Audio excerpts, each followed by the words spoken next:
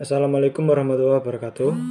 Kami dari kelompok 6 akan mempresentasikan bab tentang konsep dasar asuransi syariah, prinsip asuransi syariah, produk asuransi syariah, strategi dan kendala pengembangan asuransi syariah. Sebelumnya, kami akan memperkenalkan anggota kelompok kami. Yang pertama adalah saya sendiri dengan Ramdhani Ahmad Sufi dengan NIM 2020610068. Selanjutnya ada Desivira Nur Aini dengan NIM 2020610075. Yang terakhir ada Fahrisa Meliana dengan NIM 2020610083. Baik, kali ini kita akan membahas tentang yang pertama ada konsep dasar asuransi syariah, yang kedua ada prinsip-prinsip asuransi syariah, yang ketiga ada produk-produk dari asuransi syariah, yang keempat ada strategi dan kendala pengembangan asuransi syariah. Yang pertama adalah konsep dasar asuransi syariah. Asuransi dalam literatur keislaman lebih banyak bernuansa sosial daripada bernuansa ekonomi atau profit oriented atau keuntungan bisnis. Hal ini dikarenakan oleh aspek tolong-menolong yang menjadi prinsip dasar asuransi syariah. Asuransi syariah atau takmin, takaful, tadamun adalah usaha saling melindungi dan tolong-menolong di antara sejumlah orang atau pihak melalui investasi dalam bentuk aset dan atau sejumlah orang atau pihak melalui investasi dalam bentuk aset dan atau tabaruk yang memberikan pola pengembalian untuk menghadapi resiko tertentu melalui akad atau perikatan yang sesuai dengan syariah. Selanjutnya akan dilanjutkan oleh rekan saya Desivira. Selanjutnya adalah asuransi syariah ditegakkan atas 3 prinsip utama, yaitu 1. Saling bertanggung jawab. Peserta asuransi tafakul memiliki rasa tanggung jawab bersama untuk membantu dan menolong peserta yang mengalami musibah atau kerugian dengan niat ikhlas, karena memikul tanggung jawab dengan niat ikhlas adalah ibadah. Yang kedua, saling bekerja sama atau saling membantu. Di antara peserta asuransi tafakul yang satu dengan lainnya saling bekerja sama dan saling tolong-menolong dalam mengatasi kesulitan yang dialami karena sebab musibah yang dideritanya. Yang ketiga, saling melindungi penderitaan satu sama lain.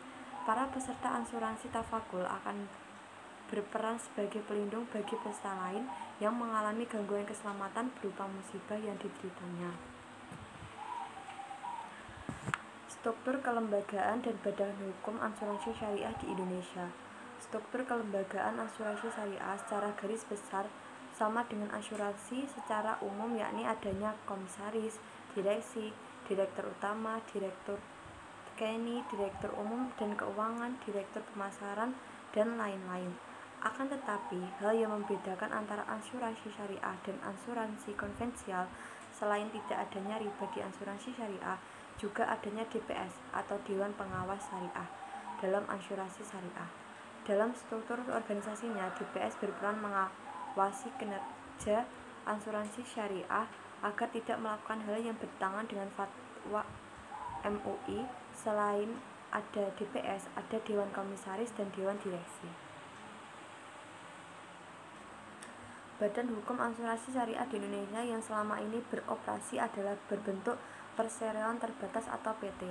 Hal tersebut bisa dilihat seperti keberadaan PT Asuransi Tafakul Keluarga atau asuransi jiwa dan PT Asuransi Umum atau asuransi kerugian. Produk asuransi syariah itu dibagi menjadi 3, yaitu tafakul individu, tafakul grup, dan tafakul umum. Tafakul individu. Produk asuransi syariah ini memberikan perlindungan dan perencanaan yang bersifat pribadi. Tafakul grup. Produk asuransi syariah ini memberi perlindungan dan perencanaan untuk pribadi dan kelompok.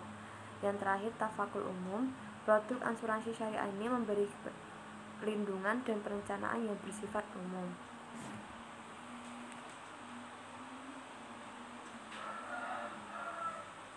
Selanjutnya, ada strategi dan kendala pengembangan asuransi syariah. Dengan mengetahui kondisi hubungan masyarakat dengan asuransi syariah, maka ada beberapa upaya yang harus dilakukan seorang agen asuransi syariah. Pertama, ada meningkatkan kesadaran masyarakat akan kebutuhan asuransi yang masih rendah. Yang kedua, membuat masyarakat memiliki kesadaran dengan menyusun strategi komunikasi berdasarkan tingkat pendidikan dan pendapatan. Yang ketiga, membantu para peserta untuk dapat memahami dan yakin akan ilmu yang didapat dari agen asuransi syariah. Hal tersebut dikarenakan masih ada keraguan di masyarakat untuk dapat menyampaikan apa yang sudah didapatnya tentang asuransi syariah. Selanjutnya ada kendala pengembangan asuransi syariah. Konsep asuransi syariah yang memiliki keunggulan dalam memenuhi rasa keadilan merupakan peluang untuk berkembang. Misalnya, dengan adanya konsep bagi hasil dalam asuransi syariah, di mana jumlah yang dibagi sesuai dengan proporsi hasil yang didapat, sehingga tidak ada yang dirugikan. Dengan adanya bagi hasil, dapat membuat perusahaan asuransi syariah bertahan terhadap krisis ekonomi tahun 1997. Oleh karena itu, sudah banyak perusahaan asuransi konvensional yang mulai melirik produk asuransi syariah. Konsep yang sesuai dengan syariah dan bersifat universal dapat menjadikan asuransi syariah tidak hanya akses oleh negara yang berpenduduk mayoritas muslim saja, melainkan di negara-negara yang non-muslim.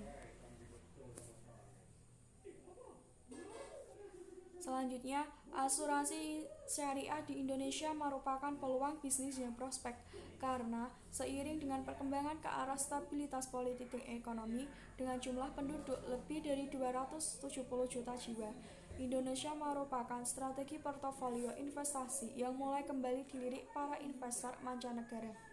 Di lain pihak, sebagian umat Islam memerlukan jaminan bahwa segala interaksi muamalah yang dilakukannya dalam upaya mencapai kesejahteraannya sesuai dengan syariah. Kebutuhan akan lembaga keuangan Islami bertambah kuat seiring dengan berkembangnya sektor industri jasa keuangan secara umum. Sekian pembahasan dari materi kelompok 4. Apabila ada kekurangan, kami mohon maaf. Wassalamualaikum warahmatullahi wabarakatuh.